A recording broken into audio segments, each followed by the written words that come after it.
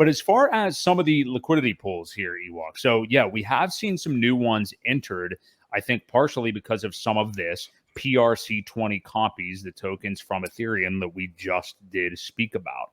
So, yeah, the big one that's been pulled is the EHEX PHEX pair.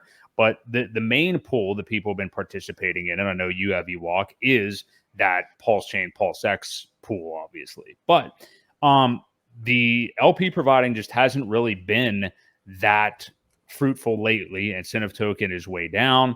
The ROI just is not very high compared to where it had been. So tell me what it is you're interested in doing as far as LPing and about some of the new farms out there. I haven't really looked into the new ones that much. I haven't either, but so my biggest thing that I don't want to incur is the impermanent loss. With Pulse and PulseX, for me, it doesn't really matter which one I get. I think they're both going to do extremely well. But some of these other ones that are tied to USDC or DAI or things like that, yes, your rate of your APY is much higher. But so is the risk of impermanent loss. If something runs away from you, you're going to end up with a lot less of the token that you probably want to hang on to. So it's not a game that I want to play. I know there are people that do it and almost have to at some point to provide liquidity so that, there isn't a whole lot of slippage. But again, I'm not playing with anything other than the coins that I like. That was why I really like the EHEX PHEX pair, because to me, it didn't matter which one I got. And I could make fees all day long with that and not really care, because I know people are going to trade it. But that was when it was closer to I think it was like a 1 to 1.1 ratio. Whenever I ended up exiting that one. So it didn't really change too much. I wish it would come back as a farming opportunity, but again, not right now, because the more bonded it gets, the closer it will stay to that ratio. I think we need to get it back a little closer before that happens. So.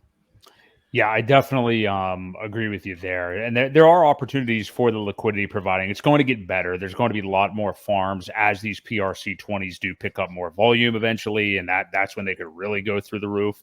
So keep your eyes peeled for that. But remember, we've talked about this. There's been a lot of people with the excitement with Pulse Chain and these yield farms getting so excited to participate in them that they were like emergency end staking HEX, which is just asinine. Like, you do not want to do that. Forget about where the price is going or who is claiming that EHEX is going to die or anything like that. It's not going to happen. And it's just objectively a bad move when you understand the HEX smart contract. So don't do anything like that.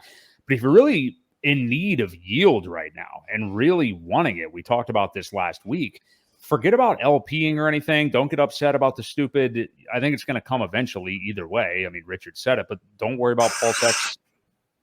Everything all right over there? I don't know what that was. I don't know what that was either. Sorry. Okay.